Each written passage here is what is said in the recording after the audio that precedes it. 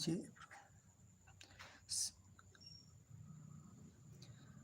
श्रीमद् भागवत गीता के पहले अध्याय का महात्म्य। श्री पार्वती जी ने कहा, भगवान आप सब तत्वों के ज्ञाता हैं। आपकी कृपा से मुझे श्री विष्णु संबंधी नाना प्रकार के धर्म सुनने को मिले जो समस्त लोकों का उद्धार करने वाले हैं। देवेश, अब मैं गीता का महात्म्य सुनना चाहती हूँ, जिसका श्रवण करने से श्री हरि में भक्ति बढ़ती है। श्री महादेव जी बोले, जिनका श्री विग्रह अलसी के फूल की भांति श्याम वर्णिका है, पक्षीराज गरुड़ ही जिनके वाहन हैं, जो अपनी महिमा से कभी च्युत नहीं होते तथा शेषनाग की शैया पर शयन करते हैं, उन भगवान महाविष्णु की हम उपासना करते हैं। एक समय की बात है, मूर्ख दैत्य के नाशक भगवान विष्णु शेषनाग के रमणीय आसन पर सुखपूर्वक विराजमान थे। उस समय समस्त लोगों को आनंद देने वाली भगवती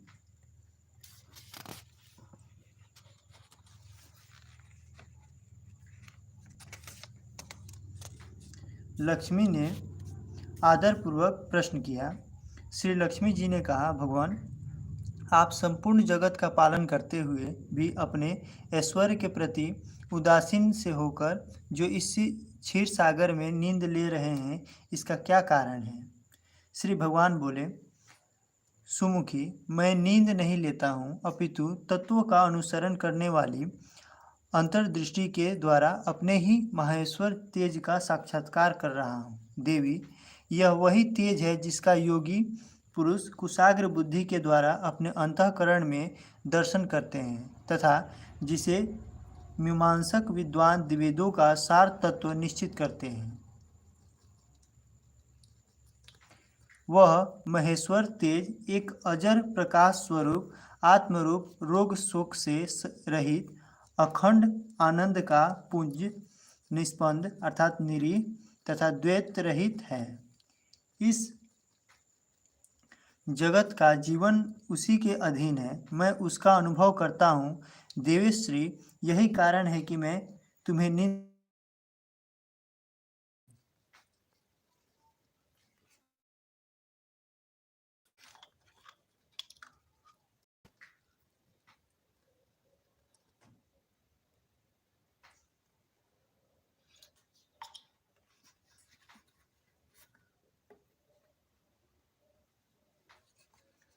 श्री लक्ष्मी जी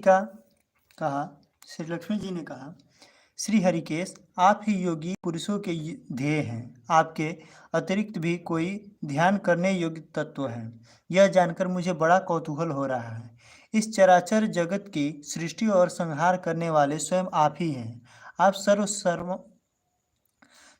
समर्थ हैं। इस प्रकार की स्थिति में होकर भी यदि आप उस परम तत्व से भिन्न हैं, तो मुझे उसका बोध कराइए।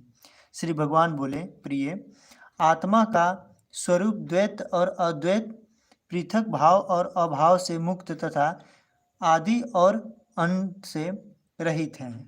शुद्ध ज्ञान के प्रकाश से उपलब्ध होने वाला तथा परमानंद स्वरूप होने के कारण एकमात्र सुंदर है। वही मेरा ईश्वरीय रूप है। आत्मा का एक तत्व ही सबके द्वारा जानने योग्य है। गीता शास्त्रों में इसी का प्रतिपादन हुआ है। अमित तेजस्वी भगवान विष्णु के ये वचन सुनकर लक्ष्मी देवी ने उपस्थित करते हुए कहा, भगवान, यदि आपका स्वरूप स्वयं परमानंदमय और मन वाणी की पहुँच के बाहर है, तो गीता कैसे उसका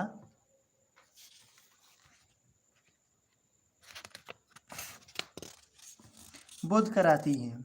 मेरे इस संदेह का आप निवारण कीजिए। श्री भगवान बोले, सुंदरी, सुनो, मैं गीता में अपनी स्थिति का वर्णन करता हूँ। क्रमशः 5 अध्यायों को तुम 5 मुख जानो, 10 अध्यायों को तुम 10 भुजाएं समझो तथा 1 अध्याय को उदर और 2 अध्यायों को दोनों चरण कमल जानो। इस प्रकार यह 18 अध्यायों की वाणी में ईश्वरीय मूर्ति ही समझनी चाहिए। यह ज्ञान मात्र से ही महान पातकों का नाश करने वाली है। जो उत्तम बुद्धि वाला पुरुष गीता के एक या आधे अध्याय का अथवा एक आधे आधे या चौथाई श्लोक भी प्रतिदिन अभ्यास करता है, वह सुशर्मा के समान मुक्त हो जाता है। श्री लक्ष्मी जी ने पूछा, देव, सुशर्मा कौन था, किस जाति का था और किस कारण से उसकी मुक्ति हुई? श्री भगवान बोले, प्रिय, सुशर्मा बड़ी खोटी बुद्धि का मनुष्य था। पापियों का तो वह शिरोमणि ही था। उसका जन्म वैदिक ज्ञान से शून्य एवं क्रूरतापूर्ण कर्म करने वाले ब्राह्मणों के कुल में हुआ था।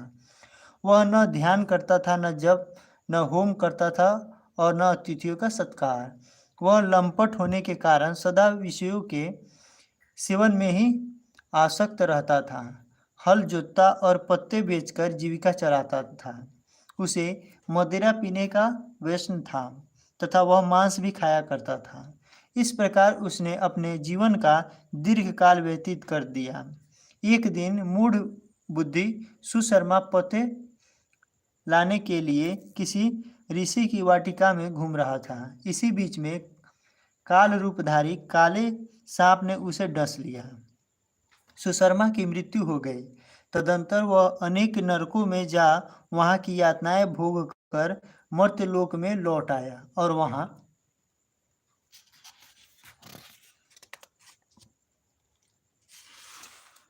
बोझ ढोने वाला बैल हुआ। उस समय किसी पंग ने अपने जीवन को आराम से व्यतीत करने के लिए उसे खरीद लिया। बैल ने अपनी पीठ पर पंग का भार ढोते हुए बड़े कष्ट से 7-8 वर्ष बिताए। एक दिन पंगु ने किसी ऊंचे स्थान पर बहुत देर तक बड़ी तेजी के साथ उस बैल को घुमाया। इससे वह थक कर बड़े वेग से पृथ्वी पर गिरा और मूर्छित हो गया। उस समय वहां कौतूहलवश आकृष्ट हो बहुत से लोग एकत्रित हो गए। उस समय जन समुदाय में से किसी पुण्यात्मा व्यक्ति ने उस बैल का कल्याण करने के लिए उसे अपना पुण्य दान किया। तत्पश्चात कुछ दूसरे लोगों ने भी अपने अपने पुण्यों को याद करके उन्हें उसके लिए दान किया। उस भीड़ में एक वेश्या भी खड़ी थी। उसे अपने पुण्य का पता नहीं था, तो उसने लोगों की देखा देखी उस बैल के लिए कुछ त्याग किया। तदंतर यमराज के दूत उस पर मरे हुए प्राणी को पहले यमपुरी में ले गए। वहां यह विचार कर यह वेश्या के दिए हुए पुण्य से पुण्यवान हो गया है, उसे छोड़ दिया गया। फिर वह भूलोक में आकर उत्तम कुल और शील वाले ब्राह्मणों के घर में उत्पन्न हुआ। उस समय भी उसे अपने पूर्व जन्म की बातों का स्मरण बना रहा। बहुत दिनों के बाद अपने अज्ञान को दूर करने वाले कल्याण तत्वों का जिज्ञासु होकर वह उस वेश्या के पास गया और उसके दान की बात बतलाते हुए उसने पूछा, तुमने कौन सा पुण्य दान किया था? वेश्या ने उत्तर दिया, वह पिंजरे में बैठा हुआ तोता प्रतिदिन कुछ पढ़ता है, उससे मेरा अंतःकरण पवित्र हो गया है। उसी का पुण्य मैंने तुम्हारे लिए दान किया था। इसके बाद उन दोनों ने तोते से पूछा। तब उस तोते ने अपने पूर्व जन्म का स्मरण करके प्राचीन इतिहास कहना आरंभ किया। सुख बोला, पूर्व जन्म में मैं विद्वान होकर भी विद्वता के अभिमान से मोहित रहता था। मेरा राग द्वेष इतना बढ़ गया था कि मैं गुणवान विद्वानों के प्रति भी ईर्ष्या भाव रखने लगा। फिर समय अनुसार मेरी मृत्यु हो गई और मैं अनेकों घृणित लोकों में भटकता फिरा। उसके बाद इस लोकों में आया। शत्रु की अत्यंत निंदा करने के कारण तोते के कुल में मेरा जन्म हुआ। पापी होने के कारण छोटी अवस्था में ही मेरा माता पिता से वियोग हो गया। एक दिन मैं ग्रीष्म ऋतु में तपे हुए मार्ग पर पड़ा था। वहां से कुछ श्रेष्ठ मुनि मुझे उठा लाए और महात्माओं के आश्रम के भीतर एक पिंजरे में उन्होंने मुझे डाल दिया। वहीं मुझे पढ़ाया गया। ऋषियों के बालक बड़े आदर के साथ गीता के प्रथम अध्याय की आवृत्ति करते थे। उन्हीं से सुनकर मैं भी बारंबार पाठ करने लगा। इसी बीच में एक चोरी करने वाले बहेलिये मुझे वहां से चुरा लिया। तत्पश्चात इस देवी ने मुझे खरीद लिया। यही मेरा वृतांत है जिसे मैंने आप लोगों से बता दिया। पूर्व काल में मैंने इस प्रथम अध्याय का अभ्यास किया था, जिससे मैंने अपने पाप दूर किया और फिर उसी से इस वेश्या का भी अंतःकरण शुद्ध हुआ है और उसी के पुण्य से यह द्विज श्रेष्ठ सुशर्मा भी पाप मुक्त हुए हैं। इस प्रकार परस्पर वार्तालाप और गीता के प्रथम अध्याय के महात्म्य की प्रशंसा करके वे तीनों निरंतर अपने अपने घर पर गीता का अभ्यास करने लगे। फिर ज्ञान प्राप्त करके वे मुक्त हो गए। इसलिए जो गीता के प्रथम अध्याय को पढ़ता, सुनता तथा अभ्यास करता है, उसे इस भवसागर को पार करने में कोई कठिनाई नहीं होती है।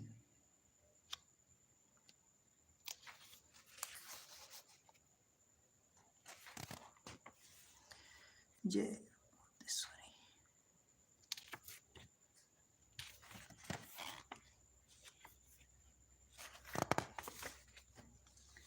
पहला अध्याय, गीता का पहला अध्याय। धृतराष्ट्र बोले, हे संजय, धर्मभूमि कुरुक्षेत्र में इकट्ठे हुए युद्ध की इच्छा वाले मेरे और पांडु के पुत्रों ने क्या किया? इस पर संजय बोले, उस समय राजा दुर्योधन ने व्यूह रचना युक्त पांडवों की सेनाओं को देखकर और द्रोणाचार्य के पास जाकर यह वचन कहा, हे आचार्य, आपके बुद्धिमान शिष्य ध्रुपद पुत्र धृष्टद्युम्न द्वारा व्यूहाकार खड़ी की हुई पांडु पुत्रों की इस बड़ी भारी सेना को देखिए। इस सेना में बड़े बड़े धनुष वाले युद्ध में भीम और अर्जुन के समान बहुत से शूरवीर हैं, जैसे साहित्यिकी और विराट तथा महारथी राजा द्रुपद और धृत केतु चिकितान तथा बलवान काशीराज पुरुजित कुंती भोज और मनुष्यों में श्रेष्ठ सव्य और पराक्रम युद्धामन्यु तथा बलवान उत्तम मौजा सुभद्रा पुत्र अभिमन्यु और द्रौपदी के पांचों पुत्र, ये सभी महारथी हैं। हे ब्राह्मण श्रेष्ठ, हमारे पक्ष में भी जो प्रधान हैं उनको आप समझ लीजिए। आपके जानने के लिए मेरी सेनाओं के जो सेनापति है उनको कहता हूँ।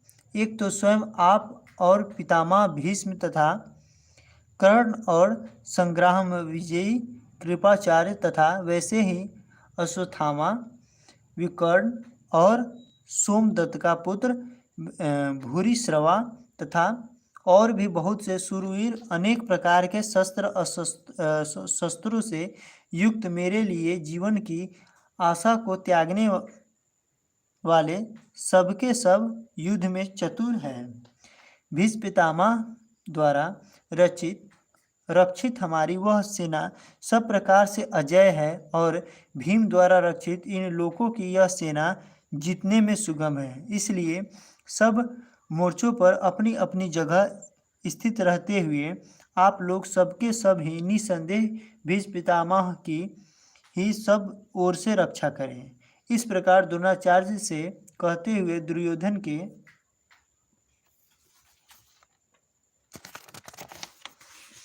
वचनों को सुनकर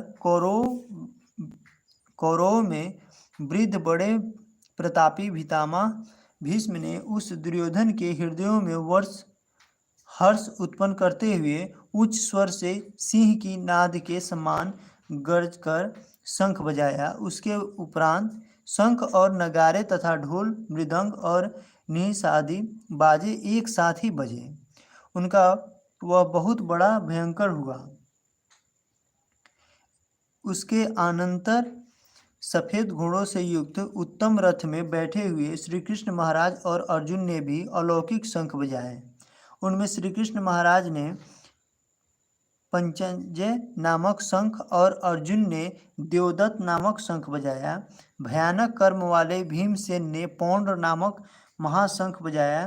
कुंती पुत्र राजा युधिष्ठिर ने अनंतः विजयी नामक शंख और नकुल तथा सहदेव सुघोष और मणिपुष्पक नाम वाले शंख बजाए। श्रेष्ठ धनुष वाले काशीराज और महारथी शिखंडी और धृष्टद्युम्न तथा राजा विराट और अजय साहित्यिकी तथा राजा ध्रुपद और द्रौपदी के 5 पुत्र और बड़ी भुजा वाले सुभद्रा पुत्र अभिमन्यु, इन सब ने हे राजन अलग अलग शंख बजाए और उस भयानक शब्द ने आकाश और पृथ्वी को भी शब्दयमान करते हुए धृष्ट राष्ट्रपुत्रों के हृदय विदीर्ण कर दिए। राजन, उसके उपरांत कपिध्वज अर्जुन ने खड़े हुए धृतराष्ट्र पुत्रों को देखकर उस शस्त्र चलने की तैयारी के समय धनुष उठाकर ऋषिकेश श्री कृष्ण महाराज से यह वचन कहा, हे अच्युत, मेरे रथ को दोनों सेनाओं के बीच में खड़ा करिए।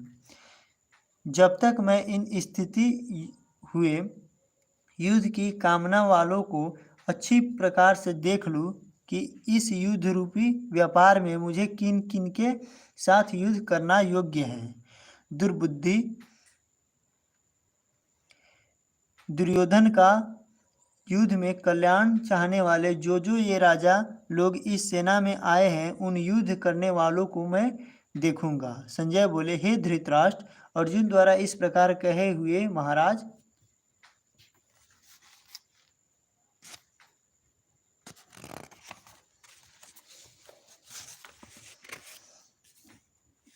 श्री कृष्णचंद्र ने दोनों सेनाओं के बीच में भीष्म और द्रोणाचार्य के सामने और संपूर्ण राजाओं के सामने उत्तम रथ को खड़ा करके ऐसे कहा कि हे पार्थ, इन इकट्ठे हुए कौरवों को देख। उसके उपरांत पृथा पुत्र अर्जुन ने उन दोनों ही सेनाओं में स्थित हुए पिता के भाइयों के पितामहों को, आचार्यों को, मामाओं को, भाइयों को, पुत्रों को, पौत्रों को तथा मित्रों को, ससुरों को और सुहृदयों को भी देखा। इस प्रकार उन खड़े हुए संपूर्ण बंधुओं को देखकर वे अत्यंत करुणा से युक्त हुए। कुंती पुत्र अर्जुन शोक करते हुए बोले, हे कृष्ण, इस युद्ध की इच्छा वाले खड़े हुए स्वजन्य समुदायों को देखकर मेरे अंग शिथिल हुए जाते हैं और मुख भी सूखा जाता है और मेरे शरीर में कंप तथा रोमांच होता है तथा हाथ से गांडीव धनुष गिरता है और त्वचा भी बहुत जलती है तथा मेरा मन भ्रमित सा हो रहा है, इसलिए मैं खड़ा रहने की में भी समर्थ नहीं हूँ। हे केशव, लक्ष्मण को भी विपरीत ही देखता हूँ, लक्षणों को भी विपरीत ही देखता हूँ तथा युद्ध में अपने कुल को मारकर कल्याण भी नहीं देखता हूँ। हे कृष्ण, मैं विजय नहीं चाहता और राज्य तथा सुखों को भी नहीं चाहता। हे गोविंद, हमें राज्यों से क्या प्रयोजन है अथवा भोगों से और जीवन से भी क्या प्रयोजन है, क्योंकि हमें जिनके लिए राज्य, भोग और सुखाधिक इच्छित है, वे ही यह सब धन और जीवन की आशाओं को त्याग कर युद्ध में खड़े हैं, जो कि गुरुजन, ताऊ, चाचे, लड़के और वैसे ही दादा, मामा, ससुर, पोते, साले तथा और भी संबंधी लोग हैं। इसलिए हे मधुसूदन, मुझे मारने पर भी अथवा 3 लोकों के राज्यों के लिए भी मैं इन सबको मारना नहीं चाहता, फिर पृथ्वी के लिए तो कहना ही क्या है। हे जनार्दन, धृतराष्ट्र के पुत्रों को मारकर भी हमें क्या प्रसन्नता होगी, इन अतताइयों को मारकर तो मैं पाप ही लगेगा। इससे हे माधव,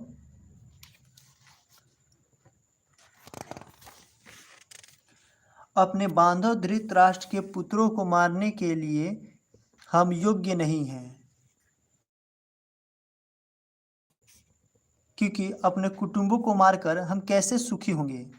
यद्यपि लोभ से भ्रष्टचित हुए ये लोग कुल के नाशकृत दोषों को और मित्रों के साथ विरोध करने में पाप को नहीं देखते हैं, परंतु हे जनार्दन, कुल के नाश करने से होते हुए दोषों को जानने वाले हम लोगों को इस पाप से हटने के लिए क्यों नहीं विचार करना चाहिए, क्योंकि कुल के नाश होने से सनातन कुल धर्म नष्ट हो जाते हैं। धर्म के नाश होने से संपूर्ण कुलों को पाप भी बहुत दबा लेता है तथा हे कृष्ण, पाप के अधिक बढ़ जाने से कुल की स्त्रियां दूषित हो जाती है। और हे वर्षण्य, स्त्रियों के दूषित होने पर वर्ण संकर उत्पन्न होता है और वह वर्ण संकर कुल घातियों को और कुलों को नरक में ले जाने के लिए ही होता है। लोप हुई पिंड और जल की क्रिया वाले इनके पितर लोग भी गिर जाते हैं और इन वर्ण संकर कारक दोषों से कुल घातियों के सनातन कुल धर्म और जाति धर्म नष्ट हो जाता है।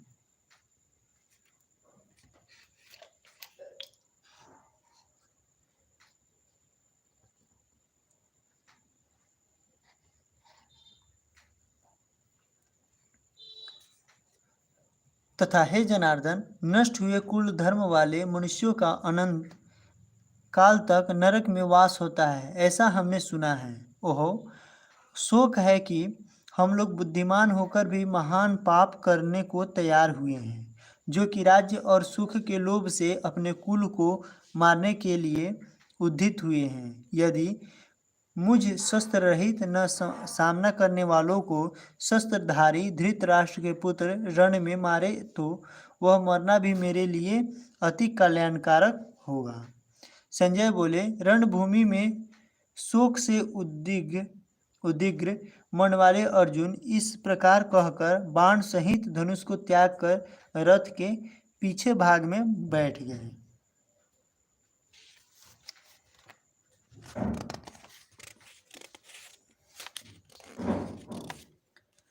श्रीमद् भागवत गीता के दूसरे अध्याय का महात्म्य। श्री भगवान कहते हैं, लक्ष्मी, प्रथम अध्याय के महात्म्य उत्तम उपाख्यान मैंने तुम्हें सुना दिया। अब अन्य अध्यायों के महात्म्य श्रवण करो। दक्षिण दिशा में वेता ब्राह्मणों के पुरंदरपुर नामक नगर में श्रीमान देव शर्मा नामक एक विद्वान ब्राह्मण रहते थे। वे अतिथियों के पूजक, स्वाध्यायशील, वेद शास्त्रों के विशेषज्ञ, यज्ञों का अनुष्ठान करने वाले और तपस्वियों के सदा ही प्रिय थे। उन्होंने उत्तम द्रव्यों के द्वारा अग्नि में हवन करके दीर्घ काल तक देवताओं को तृप्त किया, किंतु उन धर्मात्मा ब्राह्मणों को कभी सदा रहने वाली शांति न मिली। वे परम कल्याणमय तत्वों का ज्ञान प्राप्त करने की इच्छा से प्रतिदिन प्रचुर सामग्रियों के द्वारा सत्य संकल्प वाले तपस्वियों की सेवा करने लगे। इस प्रकार शुभ आचरण करते हुए उन्हें बहुत समय बीत गया। तदंतर एक दिन पृथ्वी पर उनके समक्ष एक त्यागी महात्मा प्रकट हुए। वे संपूर्ण अनुभवी, आकांक्षा रहित, नासिका के अग्रभाग पर दृष्टि रखने वाले तथा शांत चित्त थे। निरंतर परमात्मा के चिंतन में संलग्न हो वे सदा आनंद विभोर रहते थे। देव शर्मा ने उन नित्य संतुष्ट तपस्वियों को शुद्ध भाव से प्रणाम किया और पूछा, महात्मन, मुझे शांतिमय स्थिति कैसे प्राप्त होगी? तब उन आत्मज्ञानी संत ने देव शर्मा को शौपुर ग्राम के निवासी मित्रवान का, जो बकरियों का चरवाहा था, परिचय दिया और कहा, वही तुम्हें उपदेश देगा। यह सुनकर देव शर्मा ने महात्मा के चरणों की वंदना की और समृद्धिशाली शौपुर ग्राम में पहुंचकर उसके उत्तर भाग में एक विशाल वन देखा। उसी वन में नदी के किनारे एक शिला पर मित्रवान बैठा था। उसके नेत्र आनंद तीरिक से निश्चल हो रहे थे। वह अपलक दृष्टि से देख रहा था। वह स्थान आपस का स्वाभाविक वैर छोड़कर एकत्रित हुए परस्पर विरोधी जंतुओं से घिरा था। वहां उद्यान में मंद मंद वायु चल रही थी। मृगों के झुंड शांत भाव से बैठे थे और मित्रवान दया से भरे हुए आनंदमय मनोहरणी दृष्टि से पृथ्वी मानो अमृत छिड़क रहा था। इस रूप में उसे देखकर देव शर्मा का मन प्रसन्न हो गया। वे उत्सुक होकर बड़ी विनय के साथ मित्रवान के पास गए। मित्रवाण में भी अपने मस्तक को किंचित नवाकर देव शर्मा का सत्कार किया। तदंतर विद्वान देव शर्मा अनन्य चित्त से मित्रवाण के समीप गए और जब उसके ध्यान का समय समाप्त हो गया उस समय उन्होंने अपने मन की बात पूछी। महाभाग, मैं आत्मा का ज्ञान प्राप्त करना चाहता हूँ। मेरे इस मनोरथ की पूर्ति के लिए मुझे किसी ऐसे उपाय का उपदेश कीजिए जिसके द्वारा सिद्धि प्राप्त हो चुकी हो। देव शर्मा की बात सुनकर मित्रवाण ने एक क्षण तक कुछ विचार किया। उसके बाद इस प्रकार कहा, विद्वान, एक समय की बात है, मैं वन के भीतर बकरियों की रक्षा कर रहा था। इतने में ही एक भयंकर व्याघ्र पर मेरी दृष्टि पड़ी जो मानो सबको ग्रास लेना चाहता था। मैं मृत्यु से डरता था, इसलिए व्याघ्र को आते देख बकरियों के झुंड को आगे करके वहां से भाग चला। किंतु एक बकरी तुरंत ही सारा भय छोड़कर नदी के किनारे उस बाघ के पास बेरोक टोक चली गई। फिर तो व्याघ्र भी द्वेष छोड़कर चुपचाप खड़ा हो गया। उसे इस अवस्था में देखकर बकरी बोली, व्याघ्र, तुम्हें तो अभीष्ट भोजन प्राप्त हुआ है। मेरे शरीर से मांस निकालकर प्रेम पूर्वक खाओ ना। तुम इतनी देर से खड़े क्यों हो? तुम्हारे मन में मुझे खाने का विचार क्यों नहीं हो रहा है? व्याघ्र बोला, बकरी, इस स्थान पर आते ही मेरे मन से द्वेष का भाव निकल गया। भूख प्यास भी मिट गई है, इसलिए पास आने पर भी अब मैं तुझे खाना नहीं चाहता।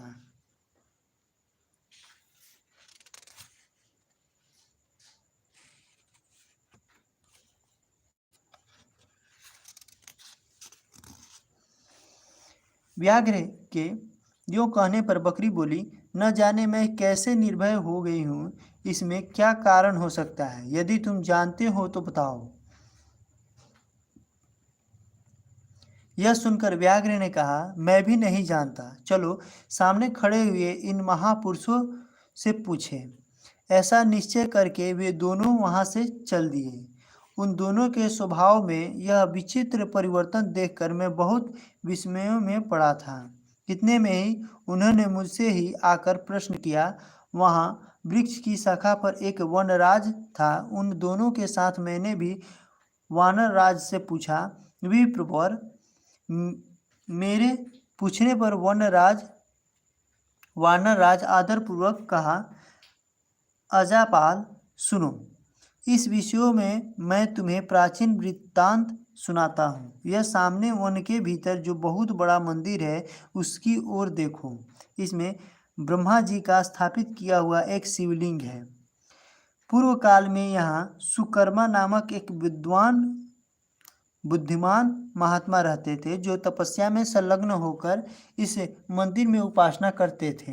वे वन में फूलों का संग्रह कर लाते और नदी के जल से पूजनीय भगवान शंकर को स्नान कराकर उन्हीं से उनकी पूजा किया करते थे। इस प्रकार आराधना का कार्य करते हुए सुकर्मा यहाँ निवास करते थे। बहुत समय के बाद उनके समीप किसी अतिथि आगमन हुआ। सुकर्मा ने भोजन के लिए फल लाकर अतिथियों को अर्पण किया और कहा, विद्वान, मैं केवल तत्व ज्ञान की इच्छा से भगवान शंकर की आराधना करता हूँ।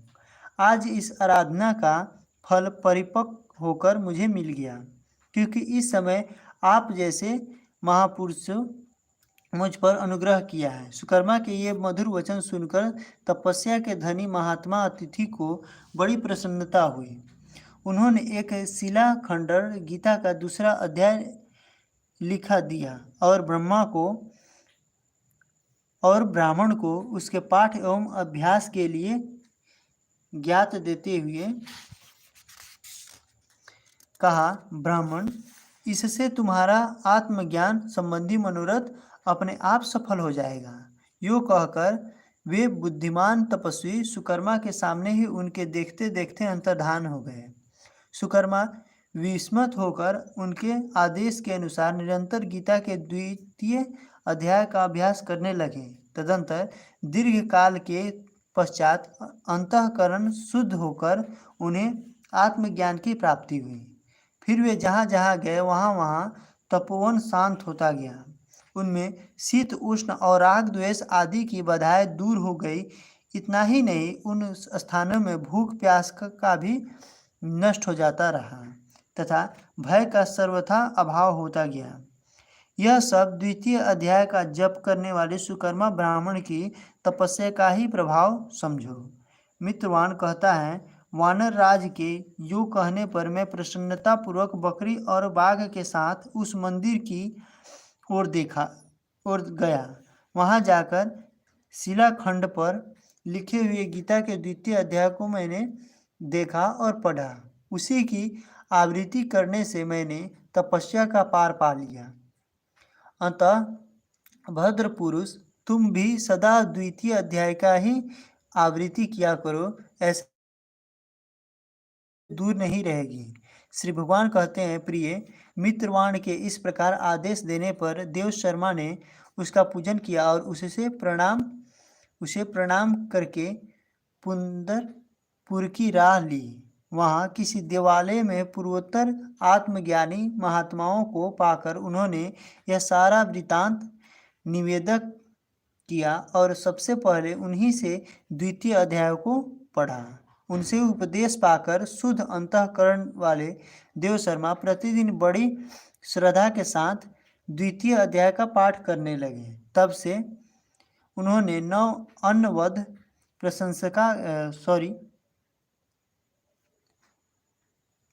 प्रशंसा के योग्य परम पद को प्राप्त कर लिया। लक्ष्मी यह द्वितीय अध्याय का उपाख्यान कहा गया है।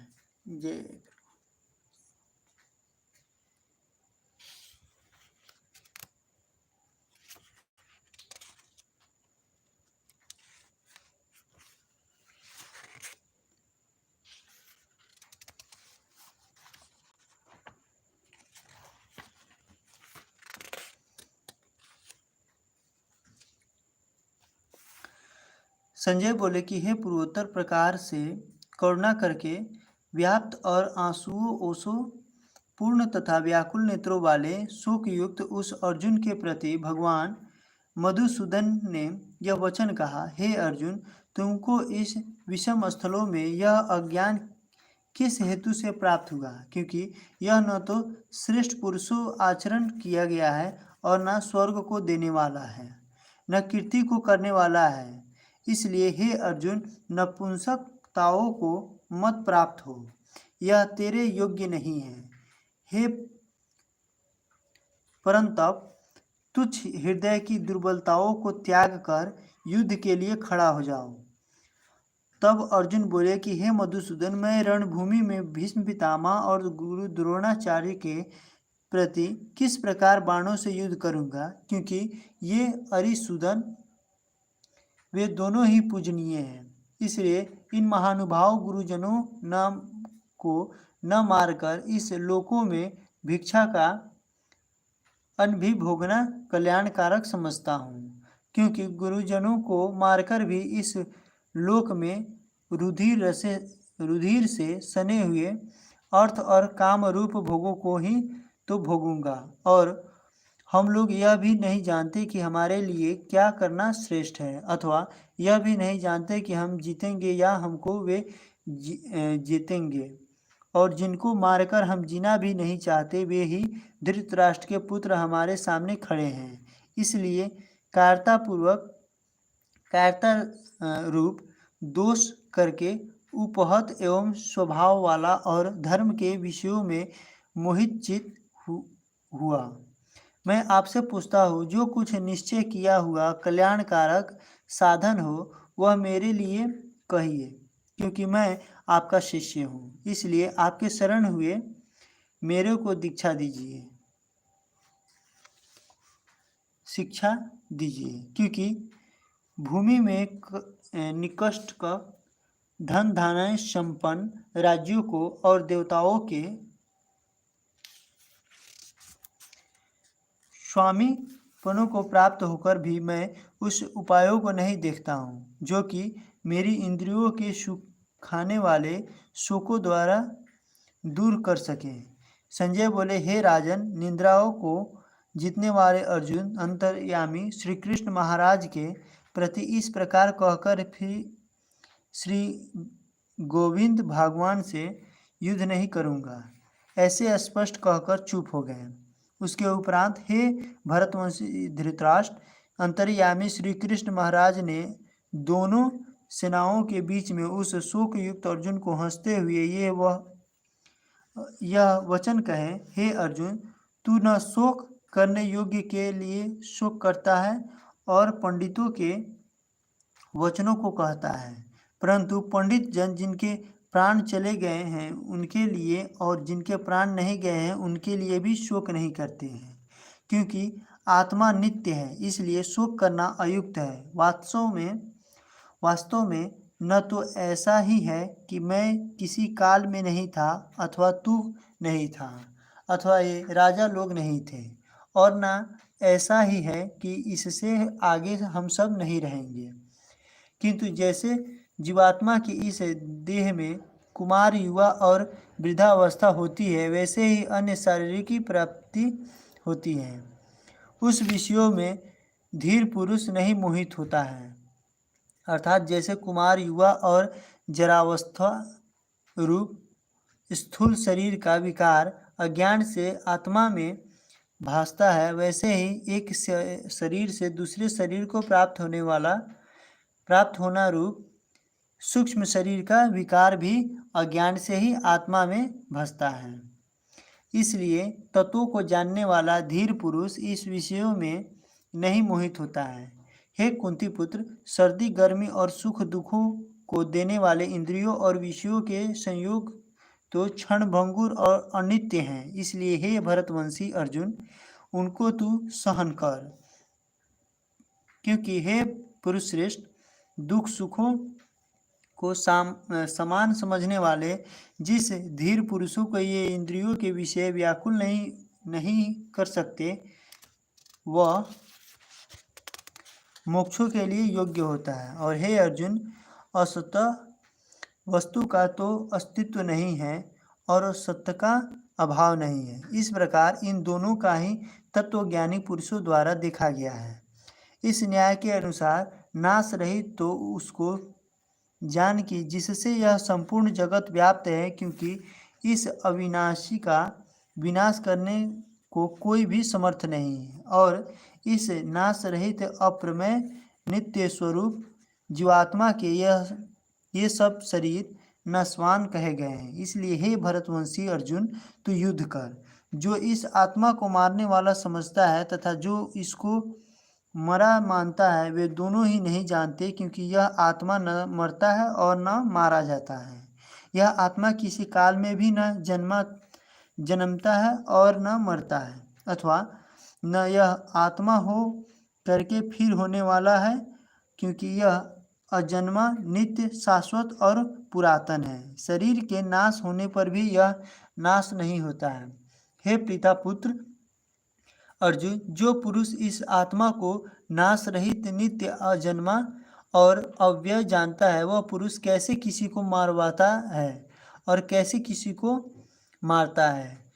और यदि तू कहे कि मैं तो शरीरों के वियोग का शोक करता हूँ, तो यह भी उचित नहीं है, क्योंकि जैसे मनुष्य पुराने वस्त्रों को त्याग कर दूसरे नए वस्त्रों को ग्रहण करता है, वैसे ही जीवात्मा पुराने शरीरों को त्याग कर दूसरे नए शरीरों को प्राप्त होता है। हे अर्जुन, इस आत्मा को शस्त्र आदि नहीं काट सकते और इसको आग नहीं जला सकती, इसको जल भी गिला नहीं कर सकते और वायु सुखा नहीं सकती, क्योंकि यह आत्मा अच्छेद है। यह आत्मा अद्राह, अज्ञेत और अशोष्य है, तथा यह आत्मा निसंदेह नित्य, सर्वव्यापक, अचल, स्थिर रहने वाला और सनातन है। यह आत्मा अव्यक्त अर्थात इंद्रियों का अविषय, और यह आत्मा अचिंत्य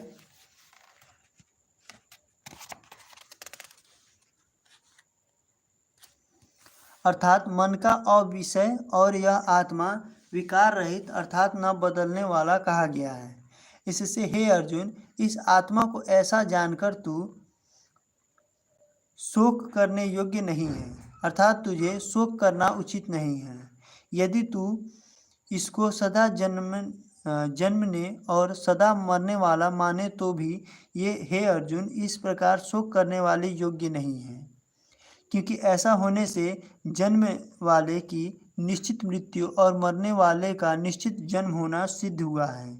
इससे भी तू इस बिना उपाय वाले विषयों में शोक करने योग्य नहीं है। यह भीष्मादिकों के शरीर महामय होने से अनित्य है, इससे शरीरों के लिए भी शोक करना उचित नहीं है, क्योंकि हे अर्जुन, संपूर्ण प्राणी जन्म से पहले बिना शरीर वाले और मरने के बाद भी बिना शरीर वाले ही हैं, केवल बीच में ही शरीर वाले प्रतीत होते हैं। फिर उस विषयों में क्या चिंता है? हे अर्जुन, यह आत्म तत्व बड़ा गहन है, इसलिए कोई महापुरुष ही इस आत्मा को आश्चर्य की जो देखता है, और वैसे ही दूसरा कोई महापुरुष ही आश्चर्य की जो इसके तत्वों को कहता, और दूसरों कोई ही इस आत्मा को आश्चर्य की जो सुनता, और कोई कोई सुनकर भी इस आत्मा को नहीं जानता है। हे अर्जुन, यह आत्मा सबके शरीर में सदा ही अवैध है, इसलिए संपूर्ण भूता प्राणियों के लिए तू शोक करने योग्य नहीं है, और अपने धर्म को देखकर भी तू भय करने वाले योग्य नहीं है, क्योंकि धर्मयुक्त युद्ध से बढ़कर दूसरा कोई कल्याणकारक कर्तव्य क्षत्रिय के लिए नहीं है। हे पार्थ, अपने आप प्राप्त हुए और खुले हुए स्वर्ग के द्वार रूप इस प्रकार के युद्धों को भाग्यवान क्षत्रिय लोग ही पाते हैं, और यदि तू इस धर्मयुक्त संग्राम को नहीं करेगा तो सर्वधर्म को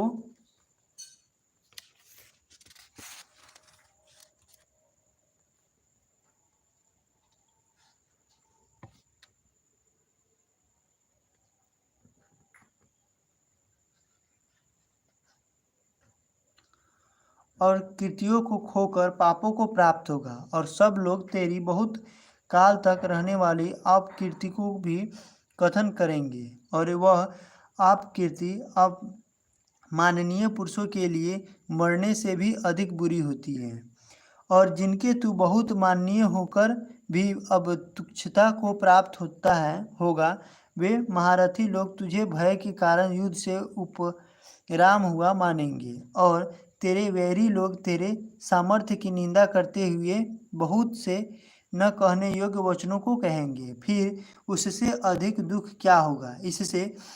इससे युद्ध करना तेरे लिए सब प्रकार से अच्छा है, क्योंकि या तो मरकर स्वर्ग को प्राप्त होगा अथवा जीत कर पृथ्वी को भोगेगा। इससे हे अर्जुन, युद्ध के लिए निश्चय वाला होकर खड़ा हो। यदि तुझे स्वर्ग तथा राज्य की इच्छा न हो तो भी सुख दुख, लाभ हानि और जय पराजयों को समान समझकर उसके उपरांत युद्ध के लिए तैयार हो। इस प्रकार युद्ध करने से तू पापों को प्राप्त नहीं होगा। हे पार्थ, यह बुद्धि तेरे लिए ज्ञान योग्य के विषयों में कही गई, और इसी को अब निष्काम कर्म योग विषयों में सुन। जिस बुद्धि से युक्त हुआ तू कर्मों के बंधनों को अच्छी तरह से नाश करेगा, इस निष्काम कर्म योग आरंभ का अर्थात बीज का नाश नहीं है, और उल्टा फलस्वरूप दोष भी नहीं होता है। इसलिए इस निष्काम कर्म योग रूप धर्म का थोड़ा भी साधन जन्म मृत्यु रूप महान भय से उद्धार कर देता है। हे अर्जुन, इस कल्याण मार्ग में निश्चयात्मक बुद्धि एक ही है, और अज्ञान अर्थात सकामी पुरुषों की बुद्धियाँ बहुत वेदों वाली अनंत होती हैं। हे अर्जुन, जो सकामी पुरुष केवल फल श्रुति में प्रीति रखने वाले स्वर्ग को ही परम श्रेष्ठ मानने वाले, इससे बढ़कर और कुछ नहीं है, ऐसे कहने वाले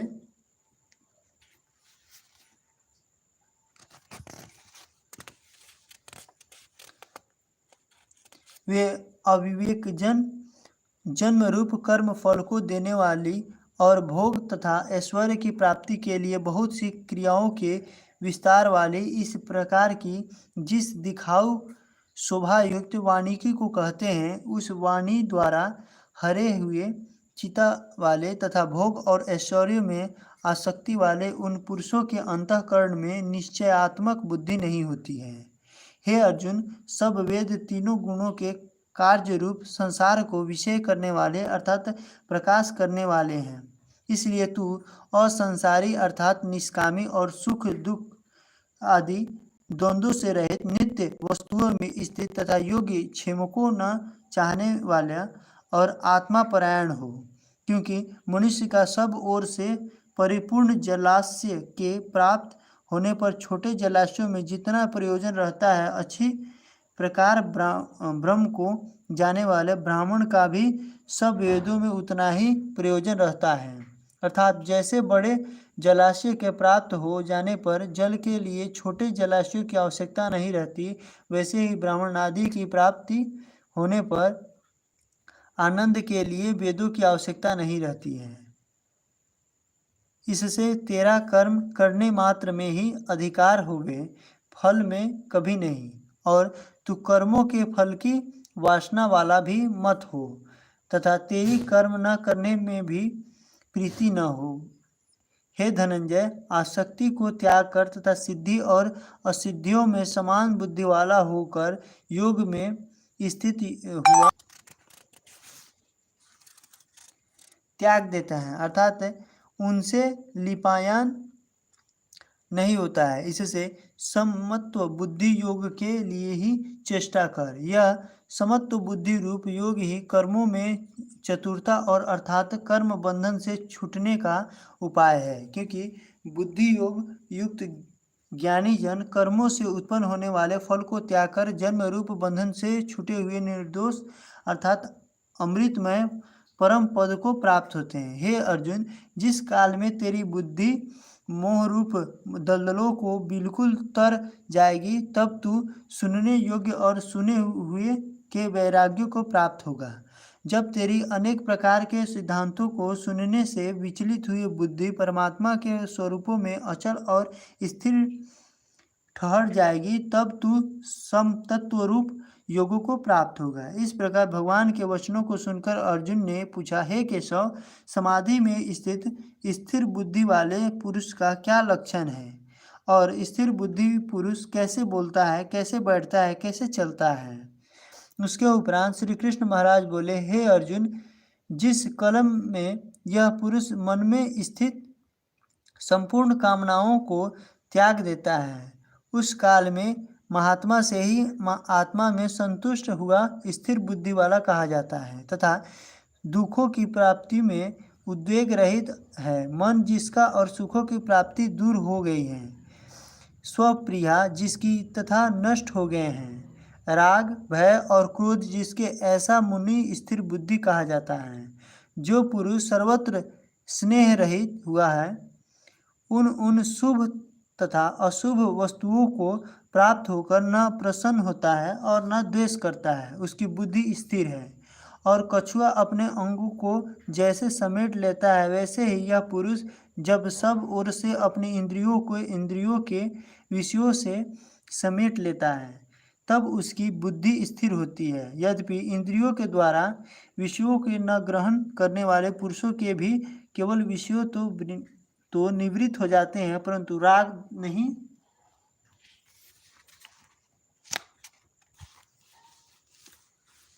निवृत्त होता है।